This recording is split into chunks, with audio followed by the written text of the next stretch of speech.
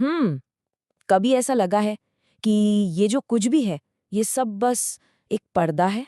क्या हो अगर ये सब कुछ, मतलब किसी का यहाँ होना, इस आवाज को सुनना, ये सब बस एक खूबसूरत धोखा हो? तो आओ उस पर्दे के पीछे झांक कर देखें, इस ख्याल में थोड़ा और गहरे उतरें कि ये जो दुनिया इतनी ठोस लगती है ना, शायद वो वैसी है ही नहीं जैसी दिखती है। इसको ऐसे समझिए जैसे ये एक सच हो। जिस कुर्सी पर कोई बैठा है उसे ठोस महसूस कर रहा है, वो असल में वहां है ही नहीं। ये बात हमारी समझ की सबसे गहरे बुनियाद को हिला देती है। पता है, जो चीज़ हमें इतनी ठोस लगती है वो असल में 99.99% खाली जगह है। सोचिए, हर एक एटम एक बहुत बड़ा खालीपन है। तो फिर सवाल ये उठता है कि चीज़ें छूने पर सॉलिड क्यों लगती हैं? जवाब है, ये असल में पदार्थ नहीं है, ये एक फोर्स है। इलेक्ट्रॉन्स के बीच की एक एनर्जी, एक धक्का जिसे हमारा दिमाग ठोस की तरह महसूस करता है। तो अगर ये दुनिया ठोस नहीं है तो फिर ये है क्या? यहाँ से हम एक ऐसे विचार की ओर बढ़ते हैं जो कहता है कि हकीकत लगातार मौजूद नहीं रहती, वो तो तब बनती है जब उसे देखा जाता है। किसी बड़े वीडियो गेम के बारे में सोचिए। कंप्यूटर कभी भी पूरी की पूरी दुनिया एक साथ नहीं बनाता, है ना? वो सिर्फ उतना ही हिस्सा रेंडर करता है जितना स्क्रीन पर दिख रहा है, और जैसे ही प्लेयर घूमता है कंप्यूटर फौरन वो दुनिया सामने बना देता है। अब हैरान करने वाली बात यह है कि विज्ञान कहता है हमारी असली दुनिया बिल्कुल ऐसे ही काम करती है।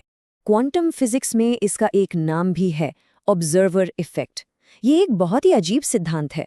ये कहता है कि पार्टिकल्स का, यानी कणों का, तब तक कोई पक्का रूप होता ही नहीं है जब तक उन्हें कोई देख न ले। वो बस संभावनाओं के एक समंदर में तैरते रहते हैं, और हमारा देखना, बस देखने का काम ही उन्हें मजबूर करता है कि वो कोई एक हकीकत चुन ले। मतलब जब तक उसे देखा नहीं जाता, एक इलेक्ट्रॉन कोई कण नहीं होता, वो एक लहर होता है, धुएं की तरह फैला हुआ, संभावनाओं का एक बादल। लेकिन जिस एक पल उसे देखा जाता है वो सिकुड़कर एक बिंदु बन जाता है, एक ठोस हकीकत। मतलब दृष्टि ही सृष्टि का कारण है। और पता है सबसे दिलचस्प बात क्या है? ये ख्याल बिल्कुल भी नया नहीं है। देखते हैं कि कैसे आज की फिजिक्स और हजारों साल पुराने ख्याल एक ही जगह आकर मिलते हैं। आज से 5000 साल पहले भारत के ऋषियों ने इसे कहा था माया। उन्होंने कहा था जगत मिथ्या है, मतलब ये दुनिया एक भ्रम है। और आज दुनिया के बड़े बड़े साइंटिस्ट और विचारक ठीक उसी बात को एक नया नाम दे रहे हैं, सिम्युलेशन थ्योरी। बस नाम बदल गए हैं, लेकिन वो एहसास कि हम किसी जाल में हैं वो वही है। और शायद इस सिम्युलेशन का सबसे बड़ा सबूत खुद समय है। हम सब सोचते हैं ना कि समय एक नदी की तरह है जो सबके लिए एक ही रफ्तार से बहती है, पर आइंस्टाइन ने हमें दिखाया कि ये सच नहीं है। समय रिलेटिव है, वो खिंच सकता है, सिकुड़ सकता है। वो कोई अटल नियम नहीं है, बल्कि इस सिस्टम की बस एक सेटिंग है। श्रीमद् भागवतम में एक बहुत पुरानी कहानी है जो इस बात को बड़े कमाल के तरीके से समझाती है। एक राजा थे जो ब्रह्मा के लोक में गए। वहां उन्हें लगा जैसे बस 15 मिनट ही गुजरे हों, लेकिन जब वो वापस धरती पर लौटे तो यहाँ 27 युग बीत चुके थे। अनगिनत पीढ़ियां पैदा हुईं और खत्म हो गईं। उनके साम्राज्य धूल बन चुके थे। इससे साफ है, समय इस सिमुलेशन की सिर्फ एक सेटिंग है। तो अगर ये दुनिया एक गेम है और ये शरीर एक अवतार, तो फिर सवाल ये है कि कंट्रोलर किसके हाथ में है? अब बाहर की दुनिया से ध्यान हटाकर अंदर की तरफ देखते हैं। कभी डीएनए के बारे में सोचा है? ये 4 अक्षरों का एक प्रोग्रामिंग कोड ही तो है जो पहले से तय कर देता है कि आंखों का रंग क्या होगा, बीमारियां कौन सी हो सकती हैं, उम्र कितनी होगी।